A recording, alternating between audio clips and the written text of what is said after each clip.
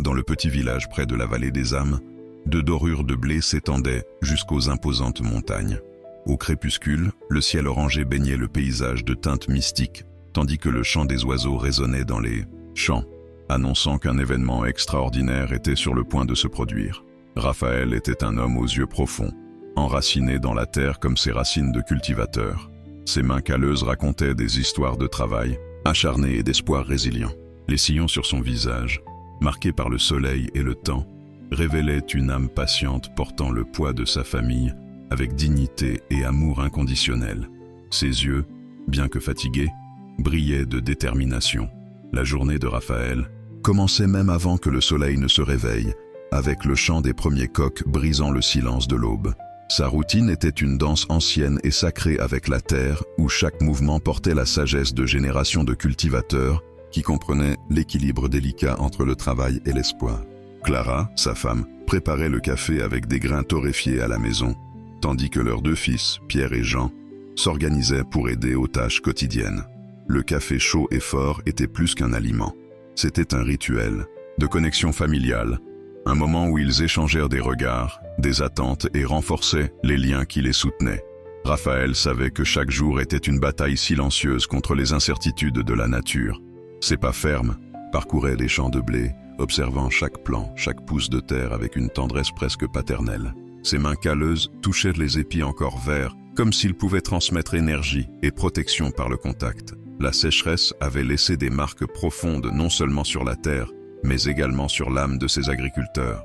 Raphaël sentait le poids de cette réalité dans chaque soupir, dans chaque geste. Il ne laissait pas transparaître le désespoir, mais une détermination sereine que la persistance serait sa plus grande alliée. Sa foi déplaçait des montagnes, même lorsque le paysage semblait aride et sans espoir. Les voisins étaient sa seconde famille. Ils échangèrent des semences, des outils, des conseils et des espoirs. Lors des après-midi chaudes, ils se réunissaient pour partager des stratégies de culture, des histoires anciennes et des rêves de temps meilleurs. Raphaël était respecté non pour sa richesse, mais pour l'intégrité et la générosité avec lesquelles il menait sa vie. Le soir, lorsque le soleil se couchait en peignant le ciel de teintes orangées, Raphaël rassemblait sa famille. Les moments à table étaient sacrés. Ils discutaient de la journée, partageaient leurs préoccupations et célébraient de petites victoires. Pierre et Jean apprenaient plus que des techniques agricoles. Ils absorbaient des leçons de résilience, d'amour et de dignité. Sa vie était un témoignage silencieux que la vraie richesse ne résidait pas dans les biens matériels, mais dans la capacité d'aimer, de persister et de croire, même quand tout semblait conspirer contre eux. Raphaël était plus qu'un cultivateur, il était un gardien d'espoir, un cultivateur de rêves qui émergèrent de la terre, avec la même force que celle avec laquelle sa famille grandissait. La sévère sécheresse avançait sur la vallée des âmes comme une sentence implacable, transformant les champs de blé doré en un paysage aride et désolant. Les premiers signes de pénurie commençaient à ronger les espoirs de Raphaël, qui voyait sa terre, son plus grand trésor, dépérir sous le soleil impitoyable. Chaque jour, l'horizon jadis généreux se transformait en un désert de promesses brisées, faisant naître une profonde angoisse qui s'infiltrait dans chaque pensée, chaque geste. Les impacts de la sécheresse étaient dévastateurs. Les plantes, qui promettaient autrefois une récolte généreuse, se fanaient, leurs tiges cassantes comme des os secs, révélant la cruauté d'une nature imprévisible. Raphaël observait chaque pouce de terre avec un mélange de douleur et de détermination, ressentant le poids de soutenir non seulement sa famille, mais toute une communauté qui dépendait de cette culture pour survivre. Clara, sa femme, essayait de garder l'espoir vivant. Ses yeux, autrefois brillants, reflétaient maintenant une inquiétude silencieuse qui imprégnait chaque repas, chaque conversation familiale. Les fils Pierre et Jean percevaient la tension et, même dans leur jeunesse, comprenaient qu'une menace grave planait sur l'équilibre de leurs rêves. Les économies de la famille s'épuisaient rapidement. L'argent économisé pendant des années de travail acharné commençait à diminuer, se transformant en quelques pièces à peine suffisantes pour couvrir les besoins de base. Raphaël ressentait le poids de chaque décision, conscient que chaque centime pouvait faire la différence entre la survie et le désespoir total. La pression financière était comme une ombre constante, suivant Raphaël dans chaque mouvement. Ses nuits étaient remplies de calculs silencieux, cherchant des alternatives, imaginant des échappatoires qui semblaient impossibles. La terre, jadis sa plus grande alliée, semblait maintenant une adversaire implacable, mettant à l'épreuve sa résilience et sa foi. La communauté souffrait aussi. Les voisins, autrefois unis par la solidarité, commençaient à montrer des signes de désespoir. Les conversations lors de rencontres fortuites tournaient autour de la sécheresse, des récoltes perdues et des dettes croissantes. Raphaël écoutait chaque récit comme s'ils étaient des blessures ouvertes dans son propre cœur, ressentant la responsabilité de trouver une solution qui pourrait sauver non seulement sa famille, mais tous ceux qui partageaient ce territoire. À ce moment crucial, Raphaël comprenait qu'il devait faire quelque chose d'extraordinaire. Sa vie de cultivateur, basée sur un travail honnête et une foi inébranlable, serait mise à l'épreuve comme jamais auparavant. La sécheresse n'était pas seulement un défi naturel, mais une épreuve qui mettrait à l'épreuve son intégrité, sa foi et sa capacité à surmonter des adversités apparemment insurmontables. La décision approchait. Raphaël savait que des choix difficiles seraient inévitables et que le destin de sa famille dépendrait de son courage et de sa sagesse pour naviguer dans ces temps d'épreuve. Le silence de l'après-midi semblait porter l'attente d'une transformation, un moment qui pourrait changer complètement le cours de son existence. Dans l'après-midi sombre où le destin de Raphaël s'entrelacerait avec l'extraordinaire, un voyageur mystérieux surgit sur les champs usés par la sécheresse, apportant avec lui une atmosphère d'énigmes et de tentation. Ses pas étaient silencieux, presque éthérés, et ses yeux brillaient d'une intensité qui défiait la compréhension humaine. Raphaël, absorbé dans ses pensées sur la terre aride et les défis qu'il affrontait, ne remarqua d'abord pas la présence de l'étranger. Ses yeux, fatigués mais déterminés, continuaient d'examiner les champs desséchés, cherchant un signe d'espoir dans la désolation. Lorsque finalement il remarqua le voyageur, Raphaël sentit un frisson parcourir son échine. Ce n'était pas de la peur à proprement parler, mais une profonde sensation que quelque chose de transcendant était sur le point de se produire.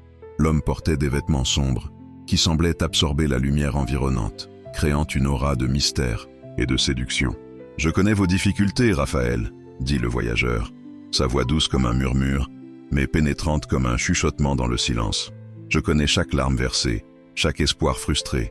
Je viens vous offrir une solution à vos problèmes. » Raphaël resta silencieux, son regard alternant entre le visage de l'étranger et les champs dévastés. Il savait que ce moment pourrait changer complètement le cours de sa vie. La proposition qu'il était sur le point d'entendre portait le poids d'une décision dépassant les limites de la raison humaine. Le voyageur continua, ses yeux brillants d'une promesse séduisante. « Je peux garantir des récoltes abondantes, la richesse pour votre famille et la prospérité pour tout le village. Tout ce que vous avez à faire est d'accepter un petit accord. » À cet instant, Raphaël comprit que le véritable défi ne résidait pas dans l'offre en elle-même, mais dans le choix moral qu'il devrait faire. Son âme luttait entre le besoin pratique de sauver sa famille et les principes éthiques qu'il avait guidé toute sa vie.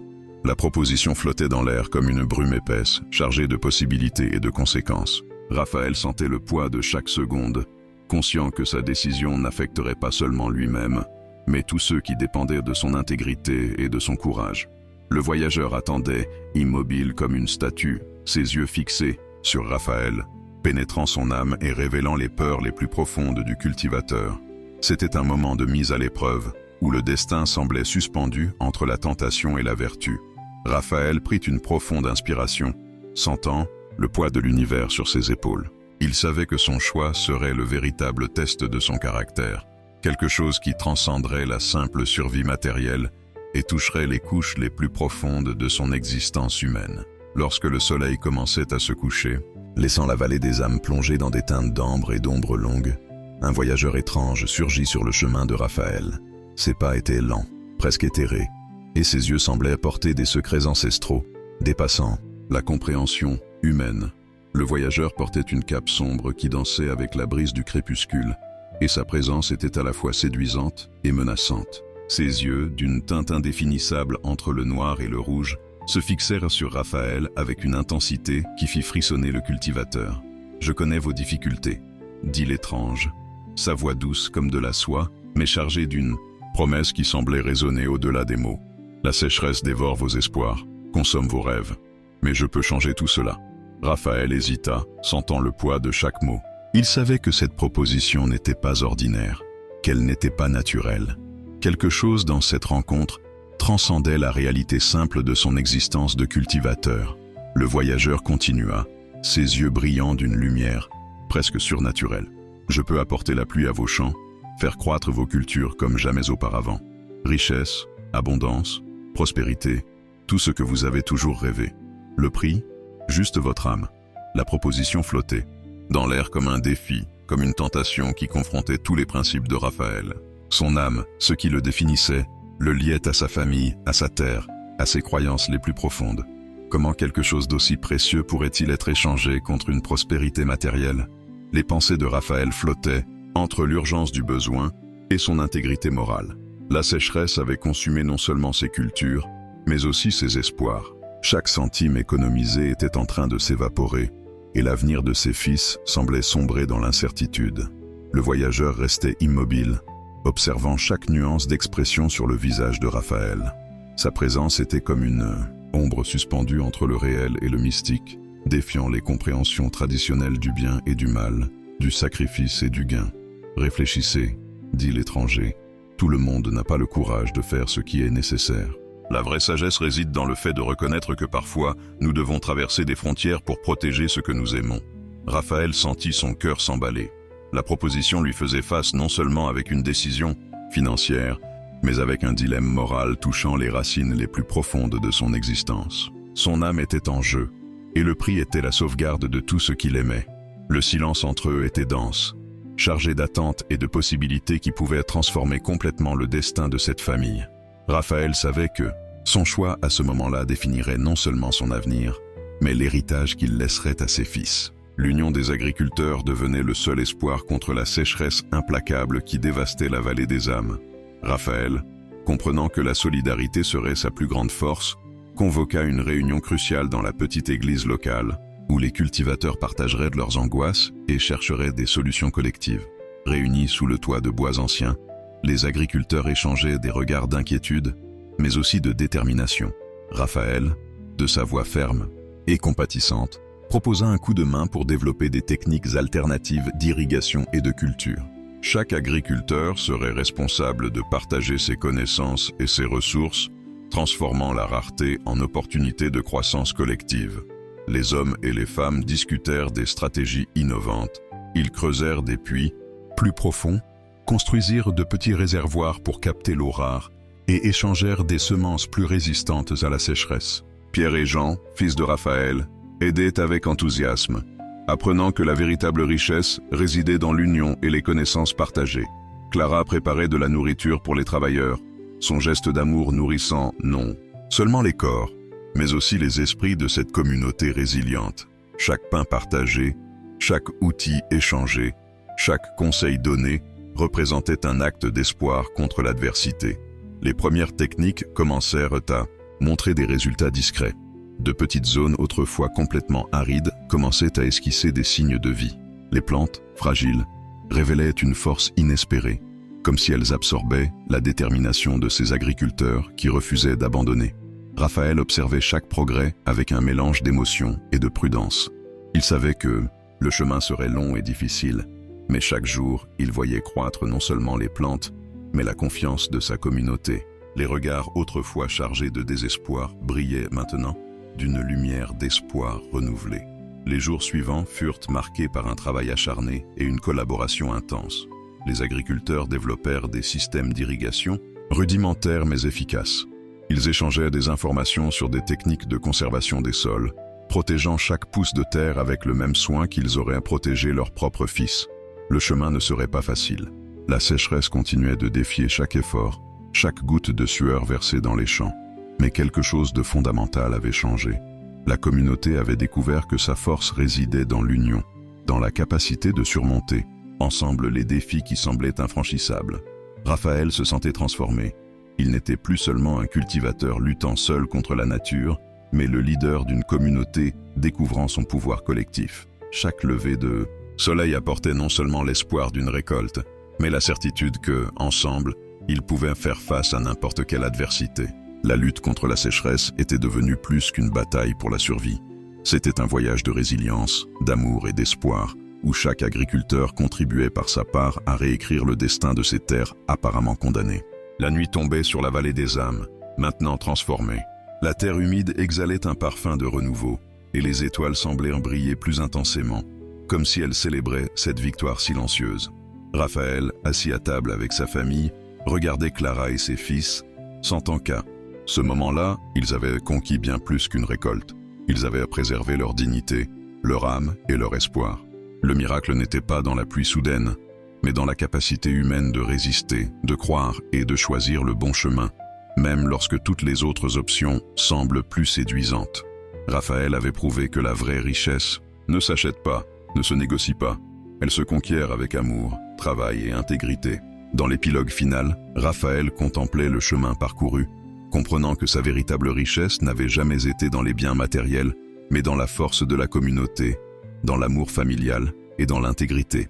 Le miracle n'était pas seulement la pluie qui avait revigoré les champs, mais la transformation intérieure qui avait démontré que l'espoir et l'union surmontent toute adversité, inspirant des générations avec sa sagesse silencieuse et résiliente.